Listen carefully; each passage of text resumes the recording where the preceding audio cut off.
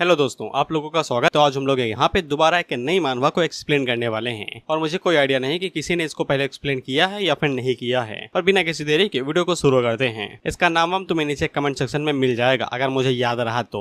Episode की शुरुआत में हमें बताया जाता है 300 साल पहले। अब ये जो 300 साल है या फिर 600 साल है, ये ट्रांसलेटर के मूड के हिसाब से बदलते रहते हैं, बस इतना याद रखना तुम। हाँ, बस हुआ था कई सालों पहले यहाँ पे एक मैनिफेस्टर हुई थी जो कि हेवन के विल के हिसाब था, जिस वजह से यहाँ पे कई सारे सीक्रेट रियलम डंजन अर्थ के ऊपर आ गए, जिन्हीं के साथ यहाँ पे कई सारे पावरफुल मॉन्स्टर्स आ गए और देखते ही देखते पूरी ह्यूमैनिटी कोलैप्स कर गई। लेकिन थोड़े बहुत समय के बाद यहाँ पे ट्रांसफॉर्मेशन शुरू हो गया। बेसिकली इंसानों को एबिलिटी मिलना शुरू हो गई, जिनकी मदद से वो यहाँ पे मॉन्स्टर्स को हरा सके और उन्हें दोबारा उनकी सीक्रेट रियलम के अंदर वापस भेज दिया। बहुत बड़े युद्ध के बाद सभी मॉन्स्टर यहाँ पे सीक्रेट रियलम के अंदर चलेंगे, जिसके बाद यहाँ पे रिफ्ट के अंदर लोग जाने लगे और उन सीक्रेट रियलम्स को एक्सप्लोर करके वहां से पैसा, रिसोर्स और कई सारी चीजें लाने लगे, जिसको यहाँ पे कल्टिवेटिंग ट्रांसफॉर्मेशन कहा गया है। जिससे के साथ यहाँ पे जब भी कोई 18 साल का होता है तो फिर वो यहाँ पे अपना अवेकनिंग टेस्ट दे सकता है। इसके बाद हम लोग एक कॉलेज को देखते हैं जहाँ पे हर कोई अपना अवेकनिंग टेस्ट दे रहा था। अब यहाँ पे ट्रांसफॉर्मेशन कभी कभी फेल्ड भी हो जाती है और कभी कभी अजीबोगरीब ऑक्यूपेशन यानी कि क्लास में मिल जाती है। अब ये ट्रांसफॉर्मेशन यहाँ पे 3 डायरेक्शन में होती है। पहला है कॉम्बैक्ट, दूसरा है सपोर्ट और तीसरा है लाइफ। कॉम्बैक्ट यहाँ पे प्रैक्टिकल फाइटिंग के काम में आता है, वहीं पे सपोर्ट कॉम्बैक्ट को सपोर्ट करने के लिए होता है। लेकिन लाइफ स्पेशलाइजेशन को यहाँ पे सबसे कमजोर माना जाता है। वहीं पे हम लोग एक बंदे को देखते हैं जो कि यहाँ पे डॉक्टर शॉर्ट्समैन प्रोफेशन को एक्टिवेट करता है, जो कि उसका कॉम्बैक्ट स्पेशलाइजेशन था। वहीं पे एक बंदा लाइफ स्पेशलाइजेशन को एक्टिवेट करता है तो वो टसुए बहाने लगता है, क्योंकि अब ये फाइट नहीं कर सकता है। इसे कोने में बैठा देंगे कि जाओ इलाज करो इनका।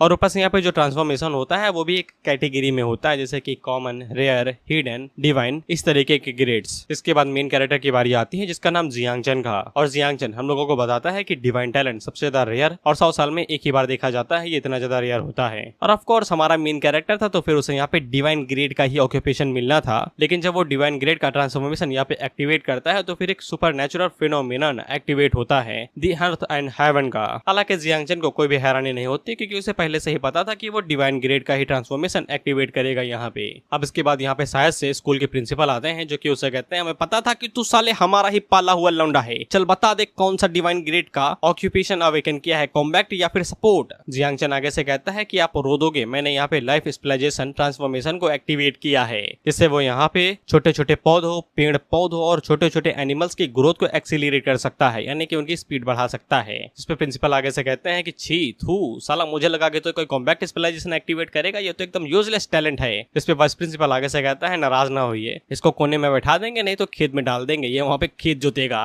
और वो लोग जियांग चन से कहते हैं चिंता ना करो, जो भी अपॉर्चुनिटी होंगी वो हम तुम्हें बता देंगे। इस पे जियांग चन आगे से कहता है जी हुजूर, और वहां से जाते हुए कहता है अब कुछ भी नहीं बचा है तो मैं निकलता हूँ यहाँ से। और फिर सभी लोग जियांग चन के ऊपर हंसने लगते हैं कि इसे हम लोग बाहुबली मानते थे, ये तो चूहा निकला साला, लाइफ स्पेशलाइजेशन टैलेंट को एक्टिवेट कर लिया, एकदम 2 कौड़ी का माल है ये। वहीं पे सभी लोग उसके ऊपर हंसते ही जा रहे थे। वहीं पे जियांग चन के पीछे एक बंदी थी जो कि हमेशा जियांग चन से सेकंड रैंक पे ही आती थी, और उसने यहाँ पे कॉम्बैक्ट स्पेशलाइजेशन हिडन लेवल का टैलेंट एक्टिवेट किया था। वहीं पे जियांग चन आगे से कहता है कि इंसानों की यही बुरी बात है, अगर तुम बहुत बड़े हो और ताकतवर हो तो वो तुम्हारी हजारों गलतियां माफ कर देंगे, लेकिन अगर तुम गरीब हो या फिर मासूम हो तो तुमने एक भी गलती कर दी तो ये तुम्हें जीना हराम कर देंगे तुम्हारा। पहले ये मेरी तारीफ करते थे, अब मैंने बस यहाँ पे लाइफ स्पेशलाइजेशन टैलेंट को क्या अवेकन कर लिया, ये मुझसे अलग हो गए हैं, अब मेरी कोई औकात नहीं रही। अरे दादा, लाइफ स्पेशलाइजेशन होने में कौन सी बुरी बात है, कितना अच्छा तो टैलेंट है। इसके बाद वो हमें यहाँ पे अपने टैलेंट का इंटरफेस दिखाता है, तो उसका टैलेंट ऑक्यूपेशन लाइफ कल्टीवेटर था, क्योंकि इस ऑक्यूपेशन की मदद से चन यहाँ पे अपनी सिस्टम की कंडीशंस को मीट कर चुका था। और जियांग चन के सिस्टम का नाम था इंसेक्ट कैस्ट्रोफर सिस्टम। और तुरंत ही यहाँ पे एक छोटी मोटी मदर इंसेक्ट को भी अनलॉक कर दिया जाता है और उससे पूछा जाता है कि वो मदर इंसेक्ट को यहाँ पे समन करना चाहता है। वहीं पे चन काफी ज्यादा खुश हो जाता है क्योंकि ये सिस्टम उसके पैदा होने के साथ ही मिल चुका था। जियांग चन हम लोगों को बताता है कि वो यहाँ पे रिकार्नेट हुआ है इस ट्रांसफॉर्मेटर्स दुनिया के अंदर। डार्क एरा के बाद में ये पूरी दुनिया यहाँ पे रंजन और मॉन्स्टर से भर चुकी है और ये पूरी दुनिया सिर्फ ताकतवर के हाथों ही चलती है। वहीं जियांग चन एक ऑर्फन पैदा हुआ था और जियांग चन तो भाई पैदा ही भाई रिकार्नेटर के तौर पे हुआ था, तो फिर उसे पहले से ही पता था कि मेहनत करनी पड़ेगी, इसलिए ये बचपन से एकदम सारे काम धंधे कर दिया था, लिखाई पढ़ाई बॉडी बिल्डिंग सब कुछ। लेकिन अवेकनिंग टेस्ट से 1 महीने पहले इसके पास यहाँ पे सिस्टम का नोटिफिकेशन आया था जो कि इंसेक्ट सिस्टम था, लेकिन ये सिस्टम यहाँ पे काफी ज्यादा इलीगल और टाबू माना जाता है। टाबू का मतलब एक तरीके से बता दूं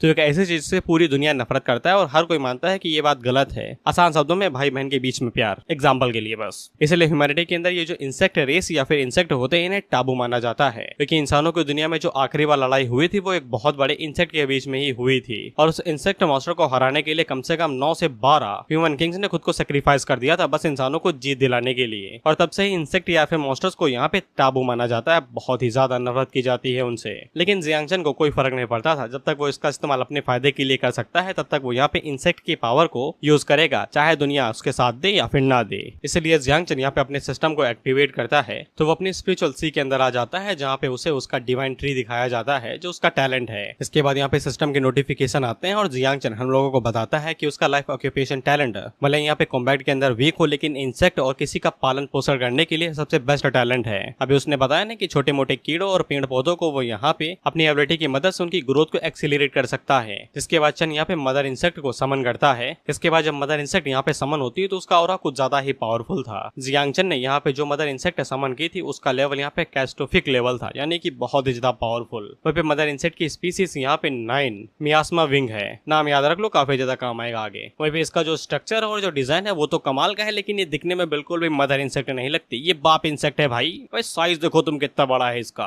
वहीं सिस्टम जियांग चेन को मदर इंसेक्ट के बारे में बताता है कि उसे यहाँ पे मदर इंसेक्ट को खाना पीना खिलाना पिलाना पड़ेगा, और जब उसका कंजप्शन यानी कि खाना पीना मैक्स हो जाएगा तब वो यहाँ पे बच्चे भी दे सकती है। वहीं जियांग चेन अपने मन के अंदर सोचता है कि इतनी बड़ी क्यों है भाई, इसको छोटा वर्जन मत दो यार। वहीं इंसेक्ट मदर चेन से कहती है कि उसे चेन पसंद है, वो अपने मास्टर से प्यार करती है और उसे भूख लगे खाना तो नहीं तुम्हें खा जाऊंगी मैं, ये कहती है वो उसे। वहीं पे मदर इंसेक्ट की यहाँ पे ग्रोथ रेट 10% से बढ़ा दी जाती है और वो अभी यहाँ पे मदर इंसेक्ट को अपग्रेड कर सकता है, उसके लिए कोई भी कंडीशन नहीं है। तो जियांग चेन बिना किसी दिक्कत के यहाँ पे मदर इंसेक्ट को अपग्रेड कर देता है। तो फिर मदर को यहाँ पे अपग्रेड होने लगती है, वो पावरफुल नहीं बनती, बस अपने साइज को छोटा करके ह्यूमनाइड फॉर्म में आ जाती है। वहीं पे मदर क्वीन का ऑरा पहले से ज्यादा बढ़ चुका था। वहीं इसके एबिलिटीज के बारे में बताया जा रहा था, लेकिन ऑथर की माँ का बेटा वो साला इसका एबिलिटी वाला पैनल तिरछा कर दिया, मैं पढ़ भी नहीं पा रहा इसे, पता नहीं बेचारे ट्रांसलेटर ने इसे ट्रांसलेट कैसे किया, इसीलिए मारो गोली भाई स्किल्स के ऊपर, बाद में देख लेंगे हम। वहीं पे चेन तो ये देख के हैरानी हो गया था कि मदर इंसेक्ट यहाँ पे ह्यूमनाइड फॉर्म के अंदर आ गई। वहीं पे मदर इंसेक्ट अपने बड़े वाले फॉर्म में जितनी खतरनाक थी उतनी ही ज्यादा क्यूट ह्यूमनाइड फॉर्म में है। वो देखते ही चेन से लिपट जाती, ये कहते हुए कि मैं तो इवॉल्व हो गई। कहता कि जियांग चेन भी हैरान हो जाता है कि ये क्या हुआ।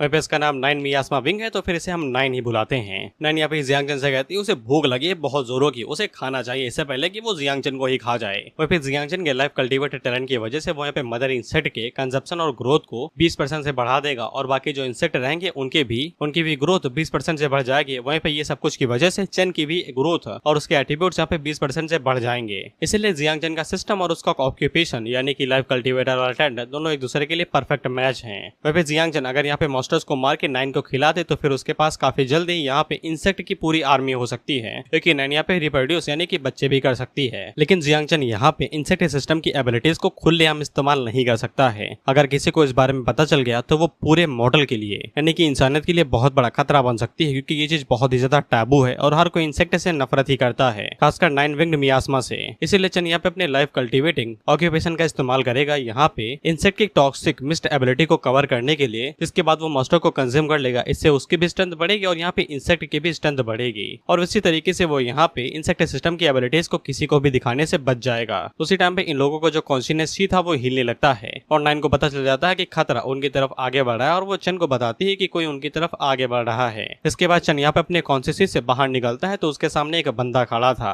जो जियांग चेन से पूछता है कि तुमने यहाँ पे ट्रांसफॉर्मेशन फेनोमेनन को एक्टिवेट किया था क्या। और जियांग चेन उसे देख के काफी ज्यादा घबरा जाता है, क्योंकि ये पर्सन एक मॉन्स्टर लेवल पावर हाउस है, और जियांग चेन यही सोच रहा था कि ये मुझे ढूंढते हुए यहाँ पे क्यों आया है। वहीं पे ये पर्सन अपने शब्दों से यहाँ पे इतनी ज्यादा एनर्जी निकाल रहा था कि जियांग चेन को दिक्कत हो रही थी सांस वास लेने में। लेकिन हम लोग 9 को देखते हैं और उसे यहाँ पे गुस्सा आ रहा था कि कोई यहाँ पे जियांग चेन को डरा रहा है, और ऊपर से ये दिखने में भी टेस्टी लग रहा था, तो वो खाना चाहती थी। वहीं पे सिस्टम जियांग चेन को बताते जा रहा था कि जब भी खतरा किसी होस्ट को होगा तो मदर इंसेक्ट उस खतरे को यहाँ पे खाने की तरह देखेगी और उसे खाने की इच्छा बढ़ती ही जाएगी। इसलिए जियांग चेन यहाँ पे अपनी एबिलिटी को रिलीज करता है, तो उसका ऑरा भी काफी ज्यादा स्ट्रॉन्ग था, क्योंकि अगर 9 को भूख लगी और उसका वैल्यू कंजप्शन नीचे गया तो वो अग्रेशन में किसी के ऊपर भी हमला कर सकती है। वहीं पे जियांग चेन को समझ में आ जाता है कि ये पर्सन यहाँ पे उसे हमला करने के लिए नहीं आया था, बस अपने प्रेशर के साथ में वो यहाँ पे जियांग चेन की एबिलिटीज को टेस्ट कर रहा था। वहीं पे जियांग चेन अभी के लिए 9 को यहाँ पे सप्रेस कर देता है, यानी कि उसकी भूख को, लेकिन सिस्टम उसे बताता है कि उसकी डिवोरिंग वैल्यू काफी ज्यादा कम है, उसे कुछ खिला पिलाओ यार, तुम्हारी ही बच्ची है वो।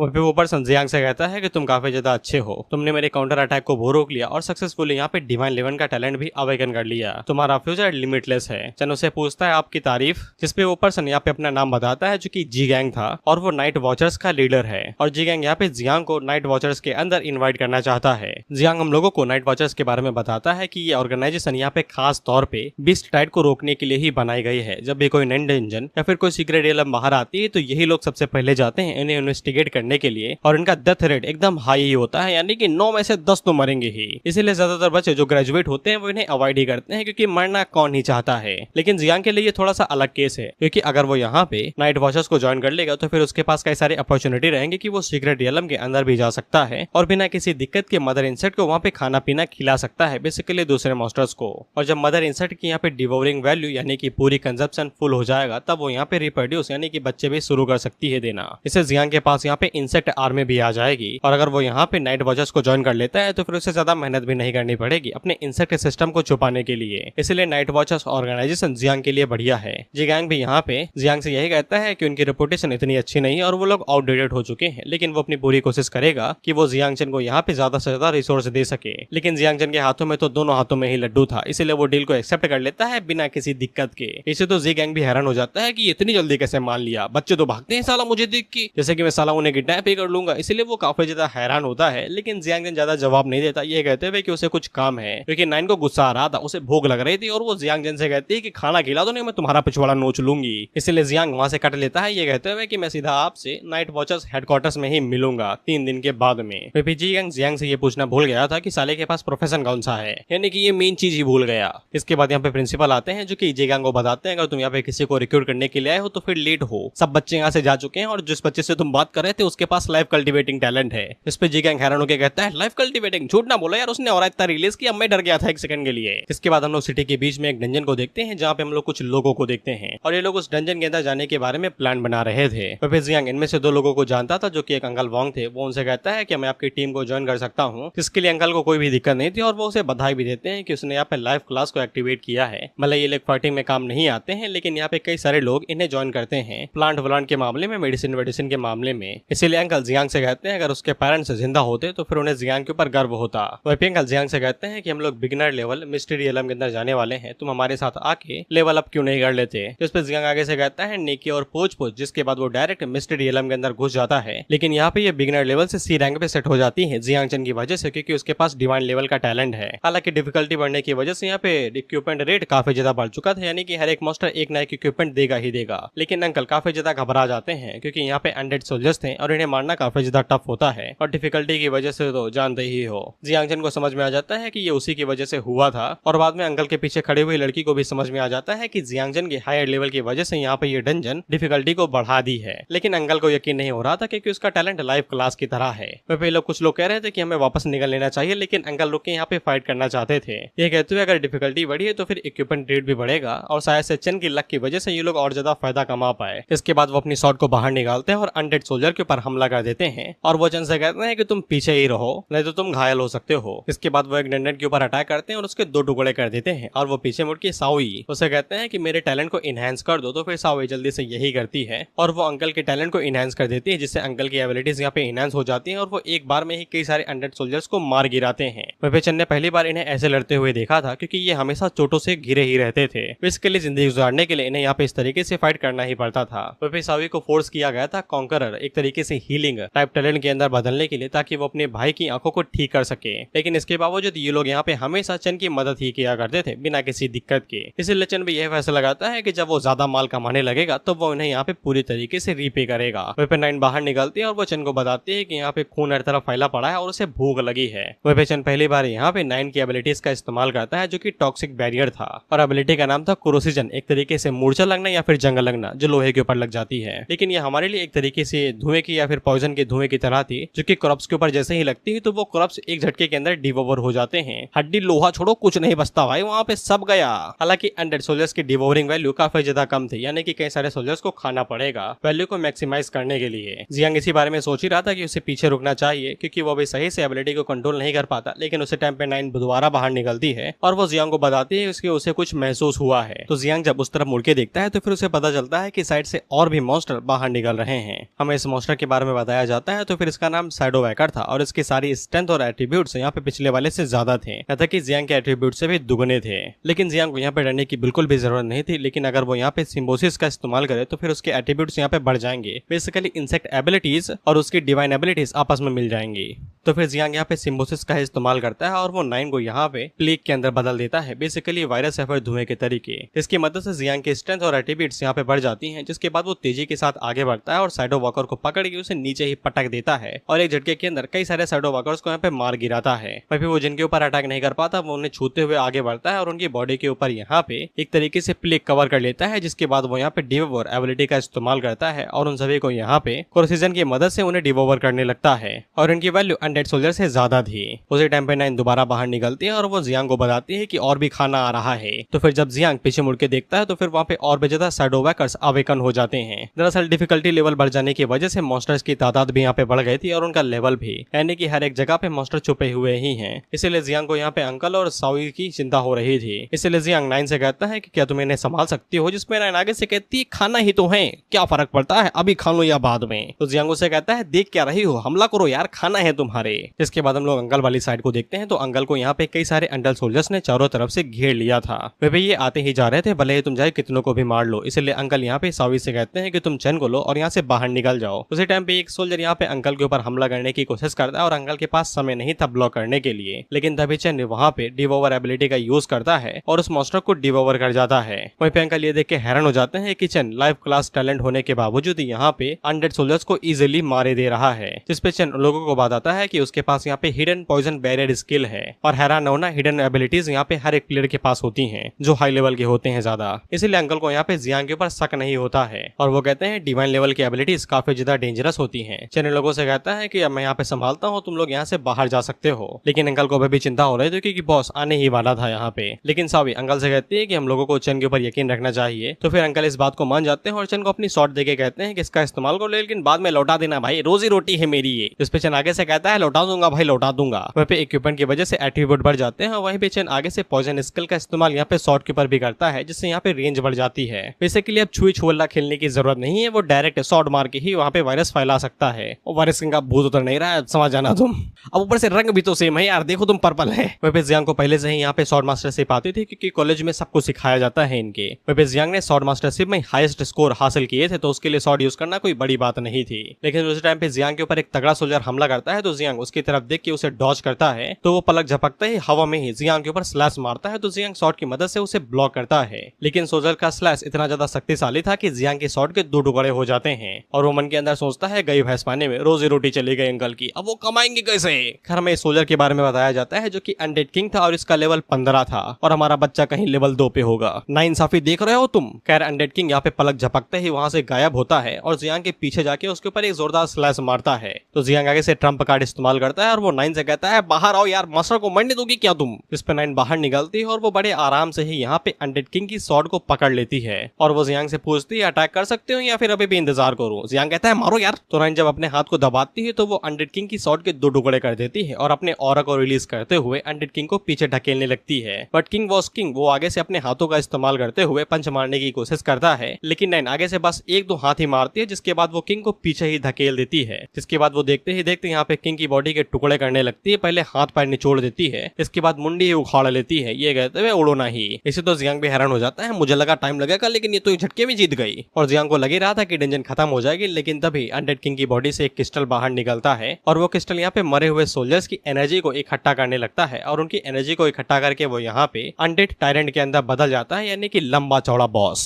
जिसका लेवल यहाँ पे 20 था। इस पे जियांग आगे से कहता है कि ये चैन से जीने नहीं देंगे और वो 9 से कहता है कि हमें ये क्रिस्टल डिस्ट्रॉय करना पड़ेगा, नहीं तो ये साला दोबारा रिकवर होता ही रहेगा। वहीं पे अनडेड टायरेंट अपना गंडासा उठाता है और गड़ाम से दे मारता है। इस पे 9 उसे डॉज करते हुए इधर उधर भागती है और मौका मिलते ही और वो उसके ऊपर स्लैश मारती है, लेकिन अनडेड टायरेंट काफी ज्यादा फुर्तीला था और वो हर एक अटैक को डॉज करते हुए इधर उधर भागने लगता है। कहता कि जियांग भी आगे से कहता है इतना भारी भरकम इतनी तेज फुर्तीला कैसे है ये, पहले मुझे ये बताओ। इसलिए जियांग को मजबूरन अब यहाँ पे अपनी डिवाइन लाइफ कल्टिवेटिंग टैलेंट का इस्तेमाल करना पड़ता है और चैन यहाँ पे ज्यादा कुछ खास नहीं करता, बस वो पौधों और उनकी जड़ों को कंट्रोल करता है। लेकिन जियांग की अटैक स्पीड काफी ज्यादा धीरे थी और वहीं पे टैरेंट तो भाई फ्लैश का बाप हो रखा था, स्यू स्यू करके गायब हो रहा था ये। वहीं पे जियांग अपना अटैक रेडी कर पाता कि उससे पहले ही टैरेंट उसके ऊपर गंडासा लेके हमला बोल देता है, लेकिन जियांग को यहाँ पे जैसे ही मौका मिलता है तो वो आगे से लाइफ कल्टिवेटिंग टैलेंट का इस्तेमाल करता है और जमीन के अंदर से कई सारी जड़ों को बाहर निकालता है और टैरेंट किंग की बॉडी के अंदर अपनी जड़ घुसा के उसे बीच में ही ब्लॉक कर लेता है। जिसके बाद वो 9 से कहता है खाना रेडी है। तो 9 टैरेंट के पीछे आते हैं और अपने हाथ को क्लॉ में बदल के उसकी मुंडी के ऊपर अटैक करके उसके 2 हिस्से कर देती है।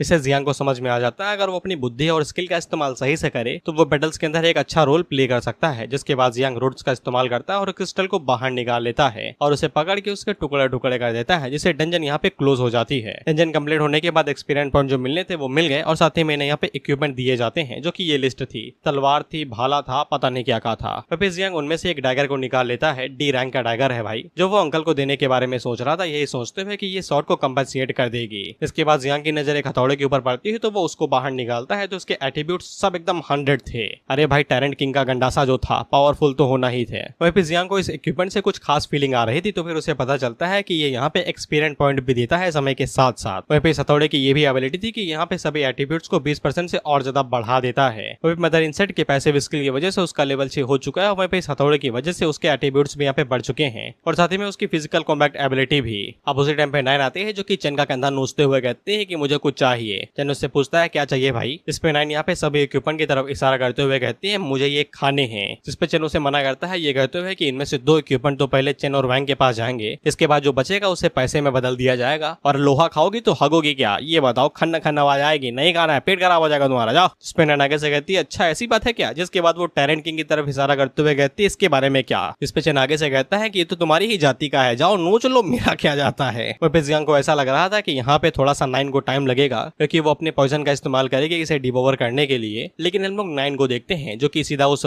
बॉडी के पास जाती है और अपना मुंह खोल के खड़ी हो जाती है, कहते हुए आजा आजा। जिसके बाद ये अपनी बॉडी को ट्रांसफॉर्म करके बाप इंसेक्ट में बदल जाती है और एक बार में यहाँ पे टैरेंट किंग की बॉडी को निगल जाती है। फिर जियांग अपने मन के अंदर सोचता है माँ कसम, इसे दोबारा कुछ भी खाने नहीं दूंगा खुलेआम, ये मुझे मरवा देगी। वहीं पे जब 9 आगे से खाना पीना शुरू करती है तो फिर उसका प्रेशर इतना ज्यादा था कि वो यहाँ पे रियलम ही हिला देती है। चन आगे से कहता है अच्छा हुआ साला हम लोग सीरियल रियलम के अंदर है, नहीं तो हम लोगों को यही भांडा फूट जाता, शुरू होने से पहले ही सब कुछ खत्म हो जाता हमारा। हालांकि यहाँ पे वैल्यू काफी ज्यादा अच्छी थी, 100 पॉइंट मिल रहे थे भाई हर एक बाइट पे, तो बहुत जल्दी यहाँ पे मदर इंसेक्ट अपनी वैल्यू पूरी कर लेगी और रिप्रोडक्शन के लिए रेडी हो जाएगी। लेकिन उसी टाइम पे अंकल वैंग और सावी यहाँ पे आने लगते हैं, तो फिर चन पीछे मुड़ के इंसेक्ट मदर से कहता है जल्दी बदलो यार, जल्दी बदलो, अगर भांडा फूट गया तो फिर अगली बार तुम्हारे साथ कीड़ा बन के ही पैदा होऊंगा मैं। इसके बाद हम लोग देखते हैं कि चन यहाँ पे अंकल के पास जाता है और वो उन्हें यहाँ पे सारा इक्विपमेंट दे देता है। इस पे अंकल आगे से कहते हैं काफी जल्दी इक्विपमेंट तुमने कलेक्ट कर ली और डंजन भी कंप्लीट कर ली, मुझे लगा नहीं था कि तुम इतनी जल्दी यहाँ पे ये सब कुछ कर भी पाओगे। एक बार डंजन कंप्लीट हो जाने के बाद वो दोबारा यहाँ पे रिफ्रेश नहीं होते हैं, यानी कि एक बार डंजन कंप्लीट हो गई तो कंप्लीट हो गई, बॉस दोबारा रिअपियर नहीं होगा। इसीलिए चन को यहाँ पे किसी दूसरे डंजन के अंदर जाना पड़ेगा ताकि वो यहाँ पे वैल्यू को कंप्लीट करा सके और रिप्रोडक्शन के लिए मदर इंसेक्ट को रेडी करा सके। वहीं पे अंकल जियांग से कहते हैं ये दुख की बात है कि तुम यहाँ पे रिसर्च डिपार्टमेंट के अंदर जाने वाले हो, नहीं तो तुम यहाँ पे लेवल 1 पे रही हो, इसके बावजूद तुमने एक बॉस मॉन्स्टर को हरा दिया, तुम फ्यूचर में और भी ज्यादा अच्छे से कल्टीवेट करके स्ट्रॉन्ग बन सकते थे। इस पे चन आगे से बताता है कि मैंने आपको बताया नहीं, लेकिन मैं यहाँ पे नाइट वॉचर्स को ज्वाइन करने वाला हूँ। अंकल आगे से कहते हैं इतने भी बुरे दिन नहीं है तुम्हारे भाई कि तुम साइड ही कर लो, लेकिन चन आगे से बताता है कि उसे नाइट वॉचर्स को ही ज्वाइन करना है और वो 3 दिन के बाद उन्हें ज्वाइन करने वाला है, इसलिए उसे यहाँ पे अपना लेवल अप करना पड़ेगा और वो इन लोगों से विदाई लेके तुरंत यहाँ से निकल जाता है। इसके बाद हम लोग जियांग को देखते हैं, जो कि रुइन सिटी के अंदर आ जाता है। ये छोड़ी गई जगह है जहाँ पे डंजन और मॉन्स्टर पनपते हैं, इसलिए जिनको भी लेवल अप मौज मस्ती करनी होती है तो वो यहीं आते हैं। क्योंकि चन यहाँ पे अपने इंसेक्ट सिस्टम के साथ जुड़ा हुआ है, इसीलिए मदर क्वीन के साथ साथ उसकी भी यहाँ पे एपेटाइट यानी कि भूख बढ़ रही है, इसलिए जियांग को भूख दिन में 2 बार नहीं कम से कम 10-20 बार लगती है और ये सब कुछ पेलता रहता है। हालांकि जो खाना यहाँ पे जियांग खा रहा था वो 9 आगे से कहती है थूक दो ये, नहीं मैं थूक दूंगी, खाना बकवास है एकदम। इस पे जियांग आगे से कहता है ठीक है भाई नहीं खाऊंगा मैं, तुम्हारे लिए खाने को कुछ ढूंढता हूँ मैं, साला फालतू में बच्चा पाल लिया है मैंने। फिर जियांग हम लोगों को बताता है कि अंकल एकदम दर्द दिल वाले हैं। अंकल को जैसे ही पता चला कि जियांग यहाँ पे लेवल अप करना चाहता है तो उन्होंने यहाँ पे ज्यादातर इक्विपमेंट जियांग को ही दे दिए और साथ ही में एक मैप भी दिया और एक स्टोरेज रिंग भी कि ये सब कुछ यहाँ पे जियांग के काम में आ जाए। फिर जियांग इस मैप को ही फॉलो करने वाला था, तो फिर फालतू के बारे में बताना नहीं चाहिए मुझे। मैप के ऊपर यहाँ पे जगह बनी हुई थी जहाँ पे जिस टाइप के मॉन्स्टर रहते हैं और जियांग ने फैसला किया था कि वो गॉब्लिन वाली जगह पे जाएगा क्योंकि वो इजी मॉन्स्टर रहते हैं और मारने में ज्यादा दिक्कत नहीं रहती।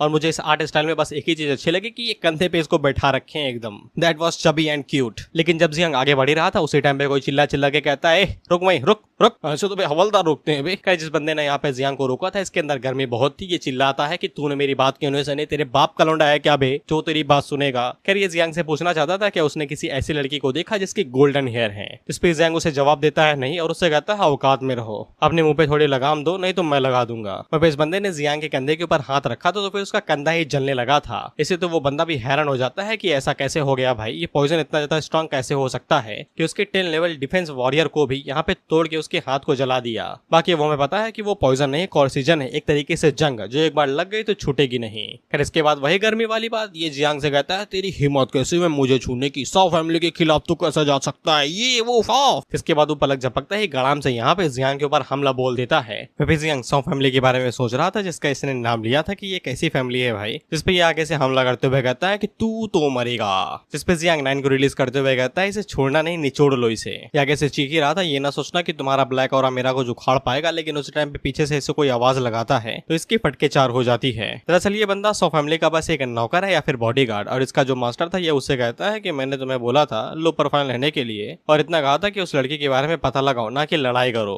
इस पे ये बंदा आगे कुछ कह पाता कि इससे पहले यंग मास्टर उसके मुंह के ऊपर घूंसा दे मारता है, ये कहते हुए कि औकात में रहो, तुम फैमिली के पास एक कुत्ते हो, तुम्हारे पास कोई भी औकात नहीं है कि तुम यहाँ पे फैमिली का नाम इस्तेमाल कर सको। वही भी बंदा जितना ज्यादा यहाँ पे जियांग के सामने भौंक रहा था, यहाँ तक ये चू भी नहीं कर पा रहा है अपने मालिक के सामने। वहीं पे जियांग को समझ में आ जाता है कि ये उससे ज्यादा स्ट्रांग है, ये अपने ऑरा को ही यहाँ पे नहीं निकाल रहा है। वहीं पे यंग मास्टर जियांग से कहता है कि उसे कोई कंपनसेशन चाहिए भौंकने के लिए। जियांग आगे से कहता है कुछ भी नहीं। इस पे यंग मास्टर यहाँ पे जियांग से कहता है कि काफी अजीब हो यार, तुम जंगलों की तरफ जा रहे हो ना, हमारे साथ चलो, लेकिन जियांग मना कर देता है और अकेले जंगलों की तरफ आगे बढ़ने लगता है। वहीं पे यंग मास्टर को पता चल चुका था कि जियांग के पास यहाँ पे डिवाइन लेवल का टैलेंट है। वहीं पे यंग मास्टर का जो कुत्ता था वो आगे से बताता है हमें नहीं पता है कि वो कहाँ पे चली गई। इस पे यंग मास्टर आगे से कहता है कि जंगल की तरफ ही गई होगी और कहीं भी नहीं जाएगी, इतना याद रखो वो इस जगह से जिंदा वापस नहीं जानी चाहिए, यहाँ का मामला यहीं पे ही खत्म हो जाना चाहिए। इसके बाद जियांग हम लोगों को बताता है कि इंसानों ने इस जगह के ऊपर कब्जा करके यहाँ पे कई सारी सिटीज तो बना दी, लेकिन जब से यहाँ पे जॉब ट्रांसफर, बीस्ट टाइड और सीक्रेट रियलम वाला किस्सा चालू हुआ है, तब से ये रियलम्स यहाँ पे खुलते ही रहते हैं और उनके अंदर से मॉन्स्टर बाहर निकल के इनकी सिटी को नुकसान पहुंचाते रखते हैं। वह फिर रियलम की जो पावर्स होती है वो यहाँ के मॉन्स्टर्स को लगातार ताकतवर देते रहती है, इसीलिए वो मरते भी नहीं इतनी जल्दी।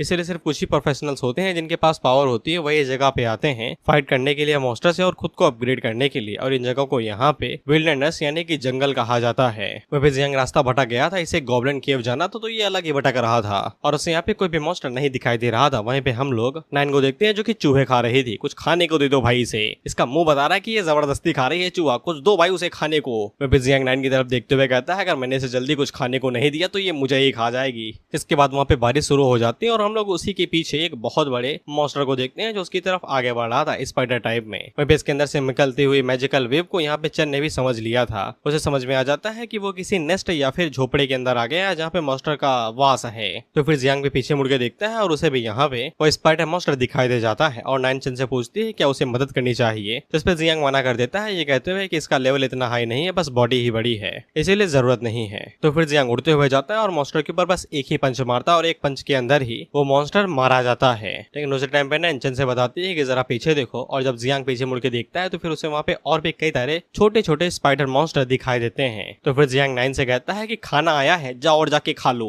इस पे 9 आगे से कहती है ओके, जिसके बाद जियांग यहाँ पे 9 के ऑरा को अपनी ब्लेड के अंदर लोड करता है और एक झटके में स्लैश मारते हुए ज़ॉम्बीज के पार निकल जाता है और वो सब एक झटके के अंदर ही मारे जाते हैं। वह फिर जियांग को ज्यादा मेहनत करने की जरूरत नहीं पड़ रही थी 9 के ऑरा की वजह से। वो जिन भी मॉन्स्टर को छूता बेचारे वो जल के ही मारे जाते, सॉरी कंज्यूम ही हो जाते और उनकी जो बॉडी वॉडी बचती है। तो जियांग 9 से कहता है कि खा लो यार, ये तुम्हारे लिए ही तो बचाए हैं मैंने, प्यार समझो मेरा। लेकिन 9 यहाँ पे जियांग को बताती है कि और भी कुछ डिलीशियस आने वाला है। तो जियांग आगे से ऑरा निकाल लेता है, ये कहते हुए कि बड़ा मॉन्स्टर होगा। लेकिन जब वो बेचारा अपने सामने देखता है तो फिर उसे एक मॉन्स्टर तो दिखाई देता है, लेकिन हमारे लिए इतने टाइम पे लड़के इन्हीं से घबराए हुए हैं और किसी से नहीं। अगर गलती से भी फेक केस डाल दिया जिंदगी बर्बाद ही है। फिर इसके बाद उस लड़की को होश आता है तो ये अपना सर घुजाते हुए कहती है हूँ कहाँ पे मैं। तो जियांग उसके बगल में ही बैठा हुआ था, वो उस लड़की से पूछता है उठ गए तुम, बताओ कहाँ से आई हो। जिसपे वो लड़की तुरंत जियांग से पीछे हटती है और उसे कहती है कि पास ना नहीं, गोली मार दूंगी। जियांग उसे कहता भी है कि वो उसे चोट नहीं पहुंचाएगा, उसका काम अवेकनेस का है, तो वो यहाँ पे मॉन्स्टर मारने के लिए ही आया है। लेकिन वो यहाँ पे क्या कर रही है, वो भी सो रही है ऐसी जगह पे खुले आम की, कोई भी आके मार दो गोली।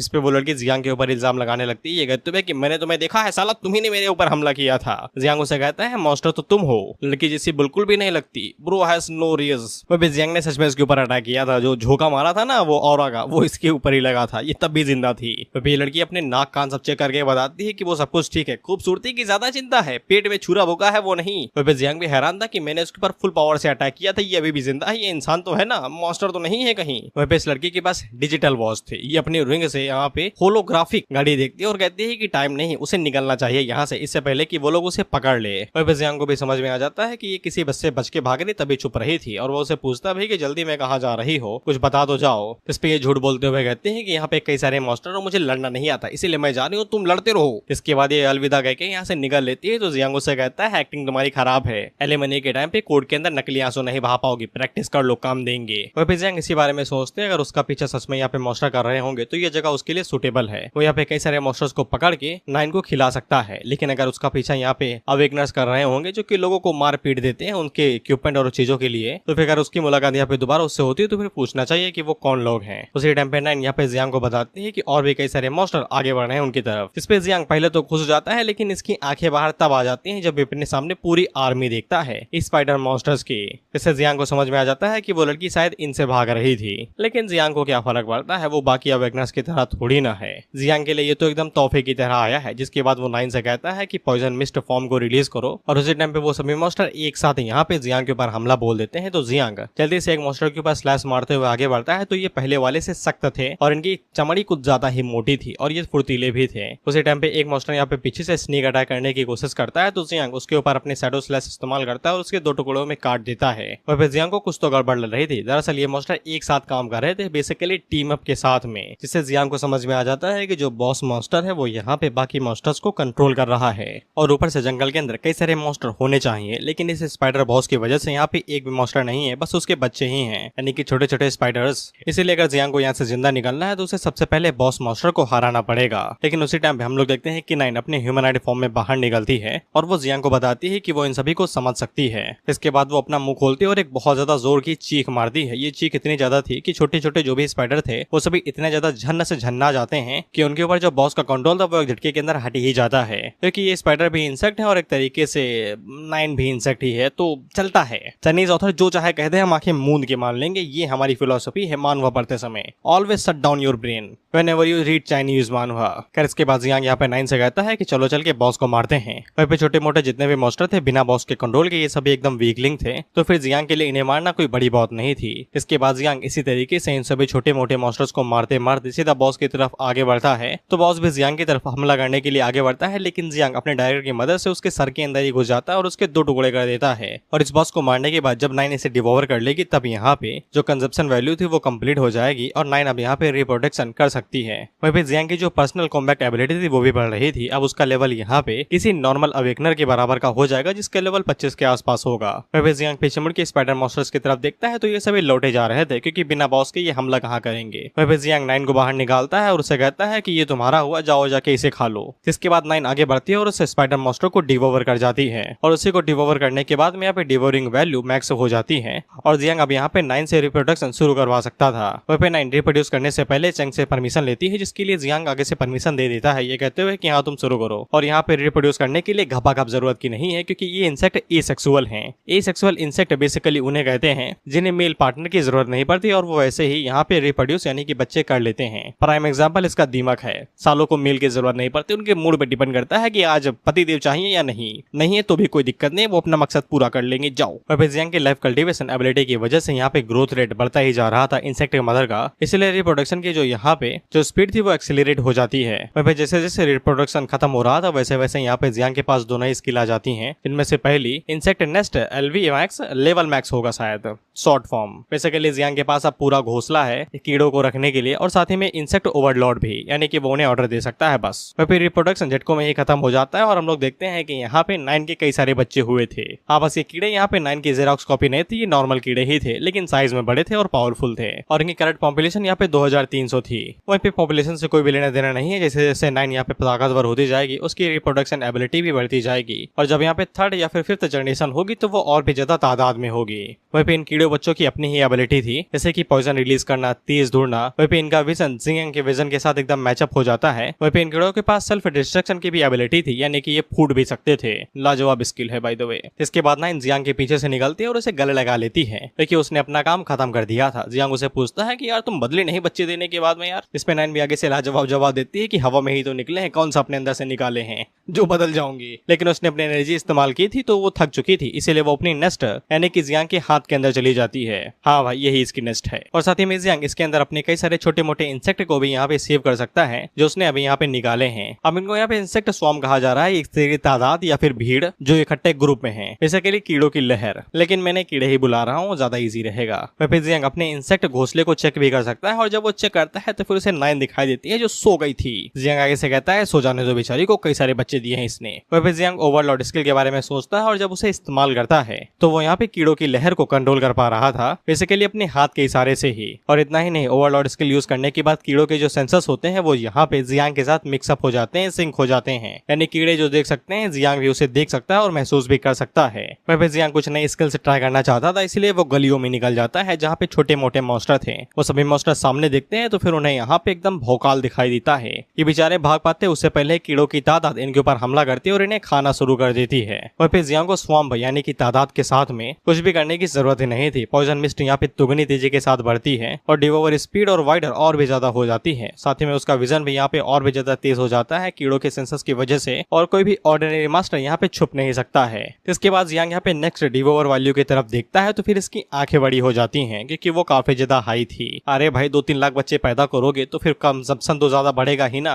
बेसिकली डिवोरिंग कैपेसिटी तो बढ़ेगी ही ना। इसके बाद हम लोग एक वेयर हाउस को देखते हैं जहाँ पे ये बात चल रही थी कि स्पाइडर नेस्ट एक रात के अंदर ही गायब हो गई। भाई मैंने तो सुना है कि एक अकेले बंदे ने वो पूरी मॉन्स्टर आर्मी ही डिस्ट्रॉय कर दी। वही स्पाइडर मॉन्स्टर बॉस के बारे में बात हो रही है जिसको जियांग निपटा के आया है। और ये लोग काफी ज्यादा हैरान थे क्योंकि उस बॉस की वजह से ये लोग आगे नहीं बढ़ पा रहे थे और ये लोग यहाँ पे जियांग की इज्जत करने लगते हैं, बस उसे जानते नहीं है। उसी टाइम पे जियांग यहाँ पे आ जाता है जो कि उन लोगों से कहता है चिंता ना करो, मैं भी तुम्हारी तरह अवेकनर ही हूँ, मैं यहाँ पे कुछ खाना और चीजें लेने के लिए आया हूँ तुम लोगों से। जियांग वैसे के लिए खानी हाथ चला ही आया था तो इसके पास खाने को कुछ भी नहीं था और मैंने बता दिया कि जैसे जैसे यहाँ पे 9 की कैपेसिटी बढ़ेगी, लेवल बढ़ेगा, वैसे वैसे से ज्यादा भूख लगेगी। अब तो हजारों बच्चे भी आ गए हैं भाई के पास में। और फिर ये लोग जियांग को भिखारी भीख मंगू ही समझ रहे थे, कुछ खास नहीं, इसलिए ये लोग जियांग से ये कहते हैं कि यहाँ पे चीजें उतनी सस्ती नहीं जितनी तुम्हें लगती हैं, जंगलों के अंदर चीजें महंगी हो जाती हैं। इस पर जियांग आगे से कहता है उसे पता है, इसलिए उसके पास यहाँ पे वैल्यूएबल आइटम है जिसके साथ वो ट्रेड करना चाहता है। फिर ये लोग जैसे ही वैल्यूएबल आइटम का नाम सुनते हैं तो इनके अंदर लालच आ जाता है, जिसके बाद छुरा निकाल के जियांग से कहते हैं कि जरा वो चीज दिखाना, हमें चेक करनी है। तो फिर जियांग आगे से यहाँ पे कुछ स्पाइडर मॉन्स्टर्स को बाहर निकालता है। इसको देख के ये सभी घबरा जाते हैं क्योंकि ये इन्हीं से अपनी बुंड बजा के भाग रहे थे और इन्हें इससे समझ में आ जाता है कि जियांग ने उन सभी स्पाइडर मॉन्स्टर्स को मारा है। और फिर जियांग इन लोगों से कहता है मुझे ये भी पता है कि तुम लोग क्या करने वाले थे। और जियांग का लेवल इतने समय यहाँ पे 17 है और जियांग इन लोगों से कहता है खाना दो और यहाँ से दफा हो जाओ, मेरा मूड खराब है इतने समय। जिस पे ये लोग आगे से कहते हैं यस बॉस और तुरंत भाग जाते हैं यहाँ से। और जैसा कि मैंने अभी यहाँ पे बताया कि जियांग को भूख उसके खुद की भूख की वजह से नहीं लगता है बल्कि लिटिल 9 और उसने जो बच्चे पैदा किए हैं उनकी वजह से। जिसके बाद हमें डिवोरिंग वैल्यू दिखाई जाती है तो ये 1 लाख थी, पिछली बार 10,000 थी, यानी कि 100 गुना बढ़ गए बस कुछ बच्चे आने पे। और फिर जियांग को यही लगता है कि ये डिवोरिंग वैल्यू बढ़ते बढ़ते यहाँ पे उसे सदियां बीत जाएंगी, वो बूढ़ा हो जाएगा, तब कहीं वो नई जनरेशन के बच्चे देख पाएगा। खैर अब जियांग के पास यहाँ पे बस एक ही चारा था कि उसे यहाँ पे कई सारे बॉस मॉन्स्टर्स को ये हराना पड़ेगा, जिसके बाद ही वो यहाँ पे मुश्किल से ही इस डिवोरिंग वैल्यू को कंप्लीट कर पाएगा और नया रिप्रोडक्शन शुरू कर पाएगा। वहीं पे 9 अभी भी नहीं उठी थी, 4-5 घंटे हो गए थे। उसी टाइम पे जियांग को यहाँ पे आवाज सुनाई देती है कि कई सारे लोग उसकी तरफ आगे बढ़ रहे हैं। उसी टाइम पे हम लोग देखते हैं कि जिस लड़की की मुलाकात अभी पहले हुई थी वो दोबारा जियांग से टकरा जाती है। और फिर जियांग उसे पूछता है तुम दोबारा मिल गए, अगली बार मिले तो टांगे तोड़ दूंगा तुम्हारी। लेकिन वो लड़की पहले ही घबराई हुई थी क्योंकि उसने देख लिया था कि जियांग ने यहाँ पे स्पाइडर नेस्ट को अकेले ही क्लियर कर दिया था। और वो जियांग से कहती है कि उन्हें ये ना बताना कि मैं यहाँ पे छुपी हुई हूँ, भीख मांगती हूँ मैं। और फिर जियांग इन मामले में बिल्कुल भी नहीं पढ़ना चाहता, वो सोच ही रहा था कि निकल लेता हूँ, लेकिन शायद किस्मत उसके साथ नहीं थी क्योंकि उसी टाइम पे यहाँ पे वही भड़वा आ जाता है जिसको हमने पहले देखा था, साउ फैमिली का यंग मास्टर। और वो जियांग से कहता है कि हम दोबारा मिल गए लेकिन अकेले कैंपिंग कर रहे हो यार, हमें तो बुला लेते। और फिर ये लोग जियांग से पूछते हैं कि तुमने एक लड़की को देखा, वो यहाँ से भाग रही थी, सच सच बताना नहीं, इस बार हम तुम्हें मार देंगे। और वो जियांग से कहता है कि तुम काफी जल्दी यहाँ पे लेवल अप कर लिए, बस एक भी दिन नहीं हुआ इसके बावजूद, लेकिन मैं भी बिजी हूँ, तुमसे बाद में बात करूंगा। क्या तुमने यहाँ पे किसी लड़की को देखा जो भागते हुए जा रही थी? और फिर जियांग को इसके ऑरा से पता चल जाता है कि इसका लेवल कहीं 30 के ऊपर ही होगा और साथ ही में इसके पास यहाँ पे एक खास तरीके का इक्विपमेंट भी है। जियांग उन्हें गलत रास्ता बता देता है, ऑफ कोर्स ये कहते हुए उस तरफ जाओ, वो पक्का वहाँ मिल जाएगी, मैंने देखा था वहीं गई थी वो। इस पे वो लोग जियांग के ऊपर यकीन कर लेते हैं, लेकिन जाते जाते कह के जाते हैं अगर हमें पता चला कि तो उसकी मदद कर रहा है तो हम तेरे 2 टुकड़े करेंगे, एक यहीं पे छोड़ जाएंगे और दूसरा घर भिजवा देंगे, घर पे कोई नहीं रहता भाई उसके, वो अनाथ है, दोनों यहीं पे छोड़ देना, फायदे में रहोगे। जियांग अपने मन के अंदर सोचता है कि ये बड़वे जेन फैमिली से हैं, सॉरी जेन एम्पायर से हैं और इनके अंदर गर्मी बहुत है, थोड़ा सा क्या बोल दो साले फूल ही जाते हैं कि दग ही जाएंगे यहीं पे।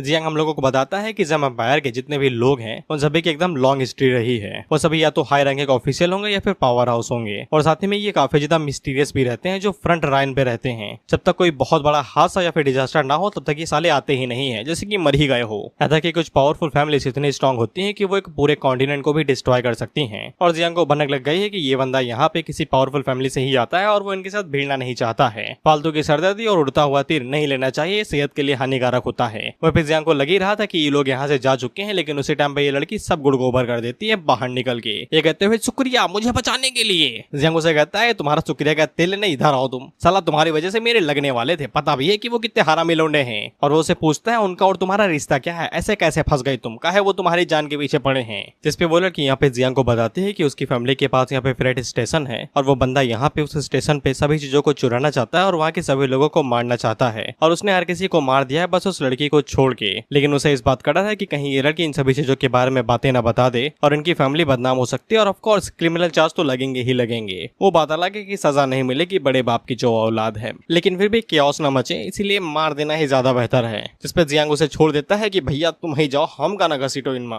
लेकिन वो लड़के जियांग से कहते हैं कि मैंने तुम्हारा चेहरा याद कर लिया है, मैं तुम्हें फ्यूचर में जरूर रीपे करूंगी। जियांग उसे कहता है ना करो रीपे, बस यहाँ से भाग जाओ, मेरी जिंदगी बख्श दो। लेकिन उस टाइम पे इन लोगों को एक अजीब सी एनर्जी महसूस होती है और वो लड़की आगे से बताती है कि उन लोगों ने यहाँ पे एक बैरियर छोड़ के गए हैं, अब वो लोग डिटेक्ट हो चुके हैं। उसी टाइम पे वो लोग यहाँ पे दोबारा आ जाते हैं ये कहते हुए कि मैंने कहा था कि धोखा ना देना, लेकिन तुमने हमें दी भी दिया। फिर जियांग को समझ में आ जाता है अगर वो बोलेगा भी कि वो इस लड़की को नहीं जानता तब भी ये लोग यकीन नहीं करेंगे। इसके बाद ये लोग भाई यहाँ पे दिमाग की तरह निकल रहे थे, मतलब तादाद एकदम से ज्यादा हो गए, जितने ये थे उससे दुगने हो गए हैं ये। फिर यंग मास्टर यहाँ पे अपने लौंडों से कहता है खड़े क्या हो बे, जाओ जाके पकड़ो। फिर वो लड़की यंग मास्टर से कहते हैं कि तुमने मेरा सब कुछ ले लिया और हर किसी को मार दिया, तो फिर मुझे क्यों मारना चाहते हो। वो लड़का आगे से कहता है कोई रीजन चाहिए क्या भाई, मुंह बंद कराने के लिए मारना चाहता हूँ, फिर मैं थोड़ी ना खून बढ़ाऊंगा, पाप बढ़ता है। पता है मैंने कितना ज्यादा पाप बढ़ा लिया है, हर दिन बाल्टी हटा के ड्रम लगाना पड़ता है, वो भी भर जा रहा है। फिर जियांग को इस लड़की की फैमिली के बारे में पता चलता है जो कि लू फैमिली है और ये अंबानी से भी ज्यादा अमीर है। हाँ बस पैसा ही है, ताकत नहीं है। और ये लड़की यहाँ पे उससे कहती है अगर तुम मुझे मार दोगे तो फिर मेरी लू फैमिली तुम्हें कभी भी नहीं छोड़ेगी और तुम कभी भी चैन से नहीं जी पाओगे। जिस पे यंग मास्टर आगे से हंसते हुए कहता है तुम्हें क्या लगता है कि पैसा होने से ही यहाँ पे सब कुछ होता है, तुम्हारे पास पैसा है इसका मतलब ये नहीं कि तुम लोग ताकतवर हो। 100 सालों पहले अगर हमारी फैमिली के एंसेस्टर तुम्हें प्रोटेक्शन ना देते तो फिर तुम्हारी लू फैमिली कब का मिट जाती। 100 फैमिली की नजरों में तुम लोग कुछ भी नहीं, बस छोटे मोटे कीड़े मकोड़े और कुछ भी नहीं जिन्हें कभी भी सॉल्टर किया जा सकता है। सॉल्टर मिस कत्लेआम। और भले ही वो लोग यहाँ पे इन चीजों के बारे में इन्वेस्टिगेट करे तो फिर यहाँ पे उन्हें कुछ भी पता नहीं चलेगा क्योंकि यहाँ पे कुछ छूटेगा ही नहीं। इसके बाद वो अपनी एबिलिटी का इस्तेमाल करके यहाँ पे एक बहुत बड़ा बैरियर बना देता है, इसकी मदद से ये लोग यहाँ पे इस बैरियर से बाहर नहीं जा सकते और ये यहीं पे ही कैद हो गए हैं। इस पर जिस बंदे ने यहाँ पे जियांग के ऊपर हमला किया था वो अपने लोगों से कहता है कि यंग मास्टर के ऑर्डर्स को फॉलो करो और कोई भी आज यहाँ पे जिंदा नहीं बचना चाहिए, खासकर लू फैमिली की लड़की। लेकिन यहाँ पे यंग मास्टर उन्हें रोक देता है ये कहते हुए कि वो लड़की मरे कोई दिक्कत नहीं, लेकिन मुझे ये बंदा चाहिए। और वो जियांग से कहता है कि डिवाइन लेवल क्रिएशन टाइप काफी ज्यादा कॉमन होते हैं और लेकिन मैं दूसरों की तरह नहीं हूँ, मैं थोड़ी बहुत चीजें जानना चाहता हूँ इस बारे में, इसलिए मैं तुम्हें मौका देता हूँ। अगर वो लड़की पकड़ के यहाँ ले आओ तो फिर मैं तुम्हें जिंदा जाने दूंगा और तुम हमारे लिए कुत्ता भी बन सकते हो। फिर उस लड़की को यह लग रहा था कि आज उसका मरण दिवस ही है, साला हर कोई इसे मारने के पीछे ही पड़ा हुआ है। लेकिन जियांग उसे मना कर देता है ये कहते हुए कि 100 फैमिली ने तुम्हें पाल पोस के काफी ज्यादा मेहनत की है, लेकिन तुम कुत्ते ही निकले, गो योरसेल्फ, मतलब भाड़ में जाओ। और वो उसे कहता है मैं मना करता हूँ, आगे बढ़ लो आओ। इस पे सभी लोग आगे से कहते हैं मोहरत का इंतजार करो क्या भाई, जाओ जाके मारो उन्हें, पैसे किस बात के देता हूँ। जिस पे सभी एक साथ यहाँ पे जियांग के ऊपर हमला करने के लिए आगे बढ़ते हैं और जियांग इन्हें बता देता है कि वो कोई इजी बंदा नहीं है, केयरफुल रहना, वो अपने पॉइजन का इस्तेमाल कर सकता है, इसलिए डायरेक्ट उसके ऊपर अटैक न करना। जिस पे जियांग आगे से कहता है कि मैं सिर्फ पॉइजन नहीं इस्तेमाल कर सकता हूँ, मेरे पास और भी कमाल की चीजें हैं। जिसके बाद वो लाइफ कल्टिवेटिंग का इस्तेमाल करते हुए नीचे से जड़ें निकालता है और उन लोगों को बीच में ही पकड़ लेता है। इस पे कुछ तो बेचारे फंस जाते हैं लेकिन कुछ अपनी एबिलिटी का इस्तेमाल करके इनके साथ फाइट करने लगते हैं। जिसमें यंग मास्टर आगे से बताता है हरामियो, उसने हमारे विजन को ब्लॉक किया है, अब वो डायरेक्ट अटैक करेगा। इसके बाद हम लोग जियांग को देखते हैं जो कि यहाँ पे बीबी इंसेक्ट को रिलीज करता है और वो इन लोगों के ऊपर अटैक करके इन्हें मारने लगते हैं। वह ये इंसेक्ट नॉर्मल इंसेक्ट 10 गुना ज्यादा स्ट्रॉन्ग थे, ये बेचारे वेपन्स को ही तोड़े दे रहे थे। अब तो इनके पास अटैक करने के लिए कुछ भी नहीं बचा। उसी टाइम पे एक इंसेक्ट यहाँ पे जियांग के ऊपर अटैक करने के लिए आगे बढ़ता है और जियांग को ऐसा लग रहा था कि ये इंसेक्ट यहाँ पे पॉइजन से बने हुए हैं, साले वो पॉइजन ही इंसेक्ट है। हालांकि जियांग सारा फोकस यहाँ पे सीधा उन इंसेक्ट के ऊपर ही कर रहा था। उसी टाइम पे हम लोग देखते हैं कि यंग मास्टर यहाँ पे जियांग के ऊपर अटैक करने के लिए आगे बढ़ता है ये कहते हुए कि इसे ब्लॉक करके देखा और ये अपनी सीक्रेट शॉर्ट टेक्निक की फर्स्ट फॉर्म इस्तेमाल करता है, जिससे वहाँ पे एक ड्रैगन स्पिरिट या फिर कुछ भी हो इल्यूजन विल्यूजन सा वो आ जाता है और एक तगड़ी स्लैश सीधा जियांग के ऊपर जा लगती है। तो यंग मास्टर को ऐसा लग रहा था कि उसने जियांग को यहाँ पे हरा दिया और उसे पता था कि जियांग के साथ निपटना इतना भी मुश्किल नहीं होगा, लेकिन इस टेक्निक और शॉट के साथ में काफी है जियांग को मारना। लेकिन इसकी आंखें फट के तब चार हो जाती हैं जब ये जियांग को सही सलामत देखता है। दरअसल उस लड़की के पास में यहाँ पे हिडन टैलेंट है जो कि अर्थ इंटरनल शील्ड, जिसकी मदद से वो यहाँ पे उस बंदे के अटैक को ब्लॉक कर लेती है। इसके पास यहाँ पे डिफेंस टाइप का टैलेंट है। इस पे यंग मास्टर आगे से कहता है कि मैं तो इस बुढ़िया के बारे में भूल ही गया था कि ये भी अभी भी जिंदा है। इसके बाद वो बुढ़िया के ऊपर अटैक करने के लिए आगे बढ़ता है, लेकिन उससे पहले जियांग यहाँ पे बाकी बच्चों को रिलीज करता है और वो सभी एक साथ यहाँ पे यंग मास्टर के ऊपर हमला कर देते हैं। तो यंग मास्टर एक बंदे को यहाँ पे बलि का बकरा बनाता है और उसे आगे कर देता है, ये कहते हुए तुम मरो मेरी जान। और ऑफ कोर्स जिसके बाद वो बंदा यहाँ पे मारा जाता है। जियांग उसे कहता है शर्म नहीं आती, अपने ही आदमी का इस्तेमाल करते हो ब्लॉक करने के लिए, साला वो शील्ड थोड़ी ना है। जिसपे ये बंदा आगे से कहता है मास्टर बचा लीजिए। जिसपे यंग मास्टर आगे से यही कहता है कि मैंने तुम्हें फालतू में नहीं पाला पोसा है, ये अटैक लो मेरे लिए। और ऑफ कोर्स फालतू कुत्ता मारा जाता है, अब ये मरने के लिए ही तो आए थे भाई, यहाँ पे क्या शौक मनाओगे इसके लिए तुम। खैर यंग मास्टर के लिए यहाँ पे जियांग को मारना नेचुरल प्रोटीन के साथ टफ हो रहा था, इसीलिए वो यहाँ पे सप्लीमेंट प्रोटीन का इस्तेमाल कर रहे हो, अपने पास एक ड्रैगन युआन पिन निकाल के पी लेते हैं और जियांग से कहते हैं कि उनके नेक्स्ट अटैक के साथ ही ये सब कुछ खत्म हो जाएगा और तुम्हारा सर धड़ से अलग हो जाएगा। जियांग आगे से कहता है हाँ हाँ चलो करो अटैक। इसके बाद दोबारा यहाँ पे अपनी स्वॉर्डमैन स्किल का इस्तेमाल करता है जिसका नाम था कॉन्गिंग 9 form 2nd form dragon subduing slash. इसके साथ एक ड्रैगन स्पिरिट तेज जोर से आगे बढ़ती है और वो सीधा जियांग के ऊपर एक जोरदार स्लैश मारती है। वो लड़की दोबारा यहाँ पे जियांग को प्रोटेक्ट करने की कोशिश करती है अपनी इनहैंस्ड अर्थ इटर्नल शील्ड के साथ में। हालांकि वो स्लैश इतना ज्यादा स्ट्रॉन्ग था कि ये लड़की की शील्ड भी सह नहीं पा रही थी और उसके ऊपर क्रैक पड़ने लगते हैं। और फिर जियांग को समझ में आ जाता है अगर उसने ज्यादा कुछ नहीं किया तो उस लड़की के साथ साथ में उसकी भी बलि यहीं पे ही चढ़ेगी। हम लोग यंग मास्टर को देखते हैं जो कि बौखला चुके थे और वो लगातार स्लेस पीले ही जा रहे हैं। अरे भाई सप्लीमेंट प्रोटीन लिया है, कुछ तो जोर रहेगा ना। और फिर जियांग आगे से अपने सभी बच्चों को रिलीज करता है यही सोचते हुए इस बंदे के साथ निपटना थोड़ा सा टफ है तो फिर दया नहीं दिखानी चाहिए। और उसके पास जितने भी यहाँ पे बच्चे थे 2,500-3 हजार वो उन्हें बाहर निकाल लेता है कि और पापा पार्टी करने के लिए लौंडा लेके आए हैं तुम्हारे साथ। वो भी यंग मास्टर के साथ साथ वो लड़की भी हैरान हो जाती है कि ये बंदा सच में यहाँ पे क्रिएशन टाइप का ही इवॉल्वर है ना। एक तो ऑथर इतना हरामी है, उसने हमें यहाँ पे बताया नहीं कि क्रिएशन टाइप यहाँ पे कौन कौन सी एबिलिटी इस्तेमाल कर सकते हैं, उसने बस नाम नहीं दिया क्रिएशन लाइफ टाइप। अब तुम इमेजिन करो कि ये क्या कर सकते हैं और हम सोच भी नहीं सकते हैं कि ये सबके सामने कीड़े निकाला है और इसके ऊपर शक भी नहीं कर रहा कि ये यहाँ पे कुछ टाबू कर रहा है। इसीलिए मैं कहता हूँ मानव पर्दे से मैं दिमाग को गोली मार दो, तुरंत सोचो नहीं मार दो। खैर हम लोग जियांग को देखते हैं जो कि आगे से सभी बच्चों से कहता है कि आगे बढ़िए, जिसपे वो सभी कीड़े यहाँ पे लगातार सीधा यंग मास्टर की तरफ ही आगे बढ़ने लगते हैं स्लैश मारते हुए। ये कहते हुए मरो रे।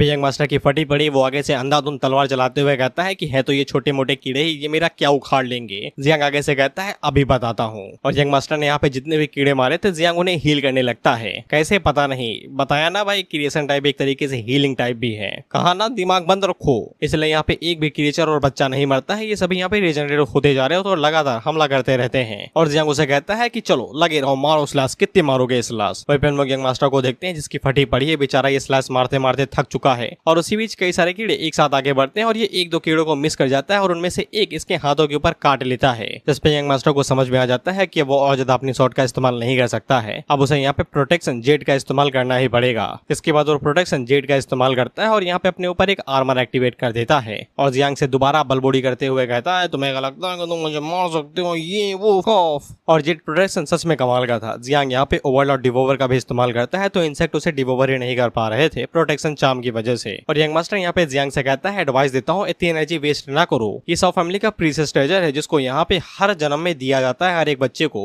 ये बहुत ज्यादा पावरफुल अटैक्स को भी ब्लॉक कर सकता है, तो छोटे मोटे कीड़े हैं ये तो क्या है उखाड़ पाएंगे मेरा, तो मुझे चोट पहुंचा ही नहीं सकते हो। और वो जियांग की तारीफ भी करता है कि उसने यहाँ पे यंग मास्टर के तक मजबूर कर दिया कि उसे यहाँ पे जेट प्रोटेक्शन का इस्तेमाल करना पड़ रहा है। लेकिन इसके बावजूद जियांग यहाँ पे चाके भी कुछ नहीं कर सकता, उसने अपने सारे ट्रम्प कार्ड इस्तेमाल कर लिए हैं। जिसके बाद जियांग के पास दोबारा आता है और उससे कहता है अगर तुम मुझे ज्वाइन कर लेते हो तो फिर मैं तुम्हें बख्श दूंगा और तुम्हें 100 फैमिली का सरनेम भी दे दूंगा। यही चीज हर किसी को चाहिए, हमका ज्वाइन कर लो, यही फायदे में रहोगे। जियांग उसे कहता है तुम्हारा दिमाग तो खराब है नहीं है ना, साला तुम सिचुएशन में हो ऐसे, ये देखो यार तब तो कुछ ऑफर दो। इस पे यंग मास्टर आगे से कहता है कि कोई फर्क नहीं पड़ता है, अगर मैं तुम्हें आज नहीं मार सकता हूँ लेकिन कल तो मार दूंगा ना, कल नहीं तो परसों मार दूंगा, लेकिन कभी ना कभी तो मेरे हाथों मरोगे ही। 100 फैमिली किसी को भी इतनी आसानी के साथ जाने नहीं देती है। इस पे जियांग उसे उसकी ही लाइन चिपका देता है ये कहते हुए कि वो इन्वेस्टिगेट तो तब करेंगे ना जब कुछ बचेगा ही, मैं यहाँ पे कोई सबूत ही नहीं छोड़ूंगा, तुम्हारे मरने के साथ ही तुम भी गायब हो जाओगे। क्योंकि अब तक 9 को होश आ चुका था और वो एकदम गुस्से में ही थी। वो यहाँ पे तुरंत अपनी बाप वाली फॉर्म के अंदर आते हैं ये कहते हुए कि मैं इसे खा लूं क्या। फिर यंग मास्टर जैसे ही यहाँ पे मदर इंसेक्ट को देखता है तो उसकी फटके चार हो जाती है, वो आगे से कहता है कि ये क्या चीज है। फिर जियांग मदर इंसेक्ट से कहता है कि खा लो तुम्हें भूख लगे ना खा लो। इस पे मदर इंसेक्ट अपने क्लॉ का इस्तेमाल करते हुए यहाँ पे यंग मास्टर के ऊपर एक ही स्लैश मारती है और उसका इतना स्लैश काफी था उसके जेट प्रोटेक्शन को पूरी तरीके से तोड़ने के लिए। और फिर वो चिल्ला चिल्ला के पूछ रहा था कि ये किस टाइप का मॉन्स्टर है, तो जियांग आगे से कहता है कुछ नहीं, तुम्हारी जिंदगी और तुम्हारा जेट प्रोटेक्शन दोनों यहाँ पे लिटिल लाइन के लिए काफी ज्यादा फायदेमंद रहेगा। हम लोग लिटिल लाइन को देखते हैं जिसे मजा आ रहा था, वो अपने तो बार बार कुछ करके जेट प्रोटेक्शन के ऊपर मार रही थी। यही सोचते हुए ये मर क्यों नहीं रहा यार, मरे तो खाना खाऊं मैं, साला भूख लगी है। और कुछ कोशिशों के बाद में हम लोग देखते हैं कि वो सक्सेसफुल यहाँ पे जेट प्रोटेक्शन को तोड़ देती है और अपना क्लॉ यंग मास्टर की सीने के अंदर घुसा देती है। तो यंग मास्टर को यकीन नहीं हो रहा था कि ये जेट प्रोटेक्शन यहाँ पे इतनी जल्दी टूट गया, जबकि ये तो सॉ फैमिली का होना चाहिए था। लेकिन नाइन आगे से दोबारा कहती है कि ये मरा क्यों नहीं, जिसके बाद वो दोबारा अपने क्लॉ का इस्तेमाल करती है और इस बार सक्सेसफुली उसे मार गिराती है। इसके बाद वो उसे डिवोवर भी कर लेती है और जियांग आगे से कहता है कि अब किसी को भी कुछ नहीं पता चलेगा कि यहाँ पे क्या हुआ, जिसके बाद वो नाइन को वापस बुला लेता है। इस पे नाइन आगे से चिपकते हुए कहती है कि खाना बढ़िया था मास्टर, मजा आ गया। वही पे वो लड़की अब यहाँ पे जब जियांग को देखती है तो फिर उसे खुशी से ज्यादा डर लगने लगा था। उसे यह लग रहा था कि अगला नंबर उसी का ही है। इस पर जियांग उसकी तरफ देखता है कि अच्छा अब तुम ही बची हुई हो, और वो उसे पूछता है कि मुझे तुम्हारे साथ क्या करना चाहिए, कोई रीजन बताओ जिससे मैं तुम्हें ना मारूं। इस पे वो लड़की यहाँ पे अपने सभी ट्रेजर्स जियांग को देते हुए कहती है कि तुम ये सब कुछ रख लो, इनकी कीमत यहाँ पे 10 मिलियन से ज्यादा होगी। ये मेरी लाइफ लाइन है जो फैमिली ने मुझे दी है, और इन पैसों को लेके दया ना खाना इसके ऊपर। ये भाई चिल्लर है, चिल्लर इसके लिए, इसकी फैमिली बहुत अमीर है। जियांग आगे से वो सारा माल रख लेता है और कहता है ये अच्छी बात है कि तुम सिंसियर हो, लेकिन तुमने कुछ ज्यादा ही देख लिया है, इतना काफी नहीं, कुछ और भी दो। इससे ये बात साबित नहीं होती कि तुम किसी को ये बात बताओगे नहीं। इस पे वो अपने हाथ को आगे करती है और भगवान की कसम खाते हुए कहती है कि वो इस बारे में कभी भी नहीं बताएगी और ये बात हमेशा के लिए उसके गले के नीचे दबी रहेगी। और हमें इस लड़की का नाम भी पता चलता है जो कि होता है सांडाओ, लेकिन हम इसे लू ही बुलाएंगे। ऐसा कि जियांग भी आगे से कहता है कि ये सच में तुम्हारा ही नाम है ना, झूठ तो नहीं बोल रही यार, सांडाओ कौन रखता है नाम अपना। लेकिन वो लड़की आगे से कहती है कि सीरियस हूँ भाई, जिसके बाद वो अपने पास से अपना आईडी कार्ड भी बाहर निकालती है, यही बोलते हुए कि तुम्हें मेरे ऊपर यकीन है, तुम ये देखो। जियांग उस आईडी कार्ड को देखता है तो वो एकदम जेरोक्स कॉपी थी आधार कार्ड की। जियांग भी किसी सरकारी कर्मचारी की तरह यही पूछता है कि ये सच में तुम ही हो ना। इस पे लू आगे से अपना मुंह फुलाती है और चोटी खींच के दिखाती है कि ये वही है, बस ये 2 साल पुरानी फोटो है। यकीन करो यार, पर्सनल एक्सपीरियंस है हमारा आधार कार्ड के साथ में। जियांग के आगे से हंसी निकल जाती है इस तरीके के, जब वो मुंह फुलाती है एकदम पफर फिश की तरीके। जियांग आगे से कहता है ठीक है यकीन कर लिया, अब गुब्बारे की तरह मुंह फुलाना बंद करो। लेकिन जियांग को भी यकीन नहीं होता। वो आगे से कहता है लेकिन ये भी गारंटी नहीं देता है कि तुम अपना मुंह बंद रखोगी, सिर्फ मुर्दे ही हैं जो कि कुछ बात नहीं करते हैं। इस पे लू आगे से कहती है सबर चाटो, और वो अपने पास से यहाँ पे सील कॉन्ट्रैक्ट बाहर निकालती है और वो जियांग को बताती है एक बार इसके ऊपर अंगूठा लगाने के बाद जो कसम खा ली जाएगी उसे तोड़ा नहीं जा सकता है। अगर कोई कसम तोड़ता है तो वो जिंदगी से उठ जाएगा, और वो इसके ऊपर अंगूठा लगाने के लिए राजी है। फिर जियांग आगे से कहता है मैंने तो सोचा था कि ऐसी चीजें फिल्मों में होती है, एक्सेप्ट करती है क्या भाई दुनिया के अंदर ऐसी चीजें। और वो आगे से अंगूठा लगा देता है स्क्रोल के ऊपर, यही कहते हुए तुमने अंगूठा लगा दिया है तो मैं तुम्हें नहीं मारूंगा। लेकिन वो लू से पूछता है इसकी कीमत क्या है, तो वो लड़की आगे से बताती है 10 मिलियन के ऊपर ही होंगे। जिसपे जियांग आगे से घूरते हुए कहता है कि मतलब तुमने जो माल मुझे अभी दिया वो चिल्लर था सिर्फ, और तुमने जो स्टोरेज रिंग बाहर निकाली है इसकी कीमत और ये जो स्क्रोल बाहर निकाला है ये दोनों मिला के 20 मिलियन के आसपास हुआ, वो कौन देगा भाई। इस पे लू आगे से घबराते हुए कहती है चिंता काहे करते हो यार, एक बार तुम मेरे घर तो चलो, तुम्हें हम सोने से लाद देंगे, लाद कर देंगे, सोने से तौल देंगे तुम्हें हम। इसके लिए जियांग मान जाता है। वो आगे से कहता है लेकिन तुम मेरे आगे चलोगी, मुझे तुम्हारे ऊपर यकीन नहीं है, चोर साला पीछे से ही भागता है। इसके बाद जियांग ले देके यहाँ पे लू फैमिली मेंशन के पास पहुंच जाता है और ये बहुत बड़ा मेंशन था। इसके बाद हम लोग लू फैमिली को देखते हैं और बिना किसी देर के सीधा इन लोगों से जियांग मिलवा ही देता है। अच्छा लगा ऑथर का ये मूव। पे लू फैमिली की जो क्वीन थी बेसिकली हेड, जो कि लू की मदर ही है, पापा नहीं है उनके, है मतलब वो फैमिली हेड नहीं है, घर की मुर्गी दाल बराबर। और वो काफी ज्यादा भड़की हुई थी कि सॉ फैमिली यहाँ पे उनकी फैमिली को लूट रही है और मारने की भी कोशिश कर रही है। लेकिन यहाँ पे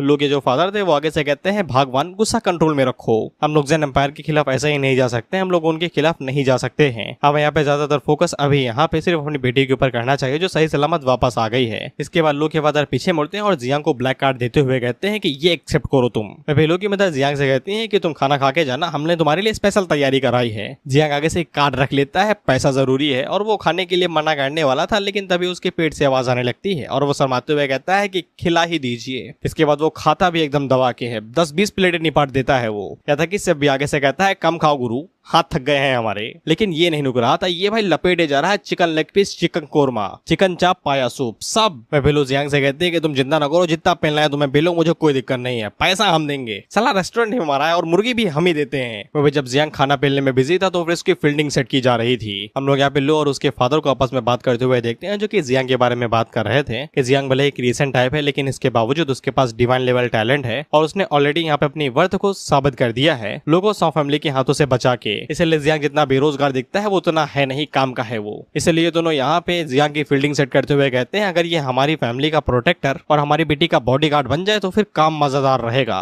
इसीलिए वो दोनों जियांग से कहते हैं कि तुम्हारे पास कोई गर्लफ्रेंड है नहीं ना, और लू के पास भी कोई बॉयफ्रेंड नहीं है, और तुम्हें नहीं लगता हिडन प्रोफेशन के लिए यहाँ पे कई सारी रिसोर्सेज की जरूरत पड़ेगी, और ऊपर से हमारी बेटी टैलेंटेड भी है, उसके पास भी हिडन टैलेंट है, और सबसे बड़ी बात उसकी बुद्धि बहुत तेज है, चार्टर्ड अकाउंटेंट है, फाइनेंशियल मैनेजर है, और ऊपर से बिजनेस भी उसे आता है। लू के फादर आगे से हाथ ही तोड़ देते हैं, कहते हुए मेरी बेटी का फिगर भी अच्छा है यार, 36 24 36 है। जियांग आगे से कहता है बस करो भाई, फील्डिंग इतनी जल्दी सेट ना करो, साला नाले में मिलूंगा मैं, नहीं तो सूटकेस में, पानी तो पी लेने दो कम से कम। वह पेलू जब अपने पेरेंट्स को रोकने में बिजी थे, ये कहते हुए कि रुको यार तुम लोग इतनी जल्दी फील्डिंग ना सेट करो, इसको पहले इसको प्यार में फंसाएंगे, उसके बाद फील्डिंग इसकी सेट करेंगे, एलिमिनी भी तो लेनी है, एलिमिनी में इसके कीड़ों की आर्मी ले लेंगे। वह जियांग को समझ में आ जाता है कि उसकी फील्डिंग सेट है, इसलिए वो तुरंत यहाँ से भाग लेता है, ये कहते हुए कि कभी दोबारा नहीं आऊंगा यहाँ पे, बाय बाय। इसके बाद दोनों माँ बाप मिलकर यहाँ पे अपनी बेटी की फील्डिंग सेट करने लगते हैं, ये कहते हुए कि तुम्हारा घर जमाई जा रहा है, जाओ और जाके उसे अलविदा कह के आओ, तुम्हारा होने वाला पति है वो। फिर उसकी मदर आगे से कहती है कि जो प्लग कार्ड उसे दिया गया है उसमें सिर्फ पैसा ही नहीं, ट्रैकिंग चिप भी है, जब चाहे तब उसे फॉलो कर सकती हो, पता लगा सकते हो कौन से रूप में गया हुआ है, दो शादी का कोई सवाल ही नहीं उठता। इस पे आगे से पिपीरी बजाते हुए कहती है बस करो यार तुम दोनों, साला वो हैंडसम और खतरनाक होने के साथ साथ डरावना भी है, देखो तो साला फट जाए उसको। लेकिन ये मन के अंदर सोचती है कि डराना ठीक है लेकिन हैंडसम बनने के सामने कॉम्प्रोमाइज हो जाता है सब कुछ। इसके बाद हम लोग सौ फैमिली को देखते हैं और सौ फैमिली के हेड को देखते हैं जिसका नाम युआन सैन था। फिर जब उसका प्रोटेक्शन जेट टूटा था यानी कि उस यंग मास्टर का, तो फिर यहाँ पे इसका जो दूसरा वाला था ये भी टूट जाता है, जिससे लोगों को समझ में आ जाता है कि इनका एक वंशज टपक चुका है। और युआन सैन आगे से कहता है इस बारे में इन्वेस्टिगेट कराओ, उसे किसने भाई 70 पार पहुंचा दिया। इसके बाद हम लोग यहाँ पे एक बंदे बी हैंड को देखते हैं जो कि उस यंग मास्टर का कजिन ब्रदर है। वो आगे से कहता है कि भले ही हम दोनों यहाँ पे ट्विन थे और वो मुझसे सिर्फ 2 ही 3 साल बड़ा था, लेकिन इसके बावजूद वो साला कचड़ा ही था। उस कचड़े की मौत हो गई तो फिर हमें कोई पछतावा नहीं है, लेकिन हमारी 100 फैमिली के ऊपर कचड़ा उछला है तो फिर हमें इन्वेस्टिगेट करना ही चाहिए। इस पे युआन सैन आगे से कहता है कि भले उसका टैलेंट यहाँ पे कमजोर था और तुमसे एकदम बेकार था, लेकिन है तो वो मेरा ही बेटा ना, मेरा ही खून है वो, सॉरी ग्रैंडसन। मैं चाहता हूँ कि उसे किसने मारा है उसे यहाँ पे लेके आओ और उसे क्रिपल कर दो। मैं बस ये जानना चाहता हूँ कि डाजिया टेरिटरी के अंदर किसकी इतनी हिम्मत होगी कि वो मेरे खिलाफ जा रहा है। इस पे बिहान आगे से कहता है कि वो जैसे यहाँ पे टियानजो कैंप के अंदर पार्टिसिपेट कर लेगा, वो इस मैटर के बारे में इन्वेस्टिगेट करेगा और जैसे पता चलेगा कि ये किसने किया है वो उन्हें मौत के घाट उतार देगा। अब इन्हें याद रखना ये आगे काम आएंगे, आधे से ज्यादा यही निकल जाते हैं। इसके बाद हम लोग जियांग को देखते हैं जो कि नाइट वॉचर्स के ऑफिस में आ ही जाता है पूरे 3 दिन बाद में, जहाँ पे नाइट वॉचर्स की पूरी टीम थी। जियांग उससे कहते हैं बड़ी जल्दी आ गए तुम, मुझे तो लगा 2 साल बाद आओगे। हालांकि इसी गैंग उसकी फिरकी ले रहे थे, जिसके बाद वो उससे कहते हैं यहाँ पे आ ही गए हो तो फिर मैं तुम्हें सभी लोगों से मिलवा देता हूँ। इसके बाद जी गैंग यहाँ पे जियांग को सबसे पहले युन साओकी से मिलवाता है जिसका लेवल यहाँ पे 45 है और ये सपोर्टर टाइप है, जो यहाँ पे सबसे छोटे स्पॉट पे होती थी, लेकिन अब उसे यहाँ पे जियांग ले लिया है तो ये जियांग से ऊपर वाले पे है। वह पैसे भी यहाँ पे जियांग खूबसूरत लग रहा था और I hate this handsome words. पता नहीं क्यों भाई मुझे बहुत ज्यादा जलन होती है जब किसी लड़के को हैंडसम कहा जाता है, इतनी है एक नंबर का, जेलेसी तुम खास साफ देख सकते हो तुम। इसके बाद दूसरे बंदे का नाम आता है जिसका नाम डुआन फेंग था। इसका लेवल यहाँ पे 49 है, जो कि एक शूटर है, ज्यादा बोलता नहीं लेकिन भरोसेमंद है और ये जियांग को हेलो कहता है। जिसके बाद जीगांग यहाँ पे इनकी टीममेट में सबसे छोटे नंबर से मिलवाता है जो कि बौना है। बौना फिर भी बौना है, चाहे पर्वत के शिखर पे खड़ा हो, और लंबा फिर भी लंबा है, चाहे झुक के ही बैठा हो। जीगांग बताता है इसका नाम यहाँ पे चू बुलांग है, इसका लेवल भी 49 है यहाँ पे, और ये आर्मर्ड वॉरियर है। दिखने में वाला ये छोटा है लेकिन बात बहुत ज्यादा करता है, ये साला मुंह फट है एक नंबर का। और ये आते ही यहाँ पे जियांग सीधा बकैती पील देता है। ये कहते हुए मुझे पता था कि तुम्हारा लेवल डिवाइन लेवल का है, लेकिन मैंने सोचा भी नहीं था कि तुम इतने ज्यादा कमजोर होगे। बौना दोस्त हमेशा मुंह फट होता है, ये मैं पर्सनल एक्सपीरियंस से कह रहा हूँ। इसके बाद यहाँ पे लास्ट मेंबर से मुलाकात की जाती है जिसका नाम टैंग जिन था। इनका लेवल यहाँ पे 61 है, जो कि यहाँ पे था द ट्रांसफॉर्म फायर मैच है, यानी कि ये तीसरी है इकलौती यहाँ पे। और साथ ही में ये यहाँ पे ग्रेट कुकिंग है, यानी कि खाना बनाने में डिप्यूटी कमांडर है, और ये माल मेरा है, आग उठा के देख भी ना लेना। फिर टैंग जिन जियांग से कहती है कि आंटी टैंग को फॉलो करो, मैं तुम्हें जबरदस्त खाना खिलाऊंगी, और जियांग तुम इसे आंट कहे भी ना देना, गोली मार दूंगा तुम, दिस इज बैडी। फिर जियांग आगे से कहता है मुझे से तुच्छ प्राणी यहाँ पे तुम लोगों के साथ कैसे रह सकता है, थोड़ा बहुत खाना दे देना कटोरे में बस, और कुछ नहीं चाहिए मुझे। और वो मन के अंदर सोचता है कि रिसेंट टाइप के जितने भी अवेकनर होते हैं वो ज्यादातर यहाँ पे इग्नोर किए जाते हैं, उन्हें ज्यादा फेवर नहीं दिए जाते हैं, लेकिन यहाँ पे सब कुछ उल्टा है। ये लोग भाई जियांग को फर भर के एकदम फेवर दे रहे हैं कि तुम यहाँ आओ यार, तुम चिंता ना करो सब कुछ। जियांग भी यहाँ पे जियांग से यही कहता है कि तुमने ड्यूमर्स के बारे में सुना होगा जो कि रिसेंट टाइप के साथ किया जा सकता है, लेकिन तुम वो सब कुछ छोड़ दो, हम तुम्हें एकदम गंदा ट्रीट नहीं करेंगे, तुम हमारे राजा बेटा हो, क्योंकि हमने तुम्हें चूज किया है, इसीलिए ये अब से तुम्हारा घर होगा। और जियांग अपने मन के अंदर सोचता है कि मुझे कुछ नहीं चाहिए, बस तुम मुझे रिसोर्स दे दो बस, और कुछ नहीं चाहिए मुझे। पे बुलंग आगे से कहता है कि बातें होती रहेंगे, लेकिन हम लोगों को बिजनेस की बात पहले करनी चाहिए। इस पे जियांग यहाँ पे जियांग को बताता है कि वो लोग यहाँ पे टियानजो ट्रेनिंग कैंप के अंदर उसे साइन अप करवाना चाहते हैं ताकि उन्हें कुछ एक्स्ट्रा रिसोर्स मिल सके,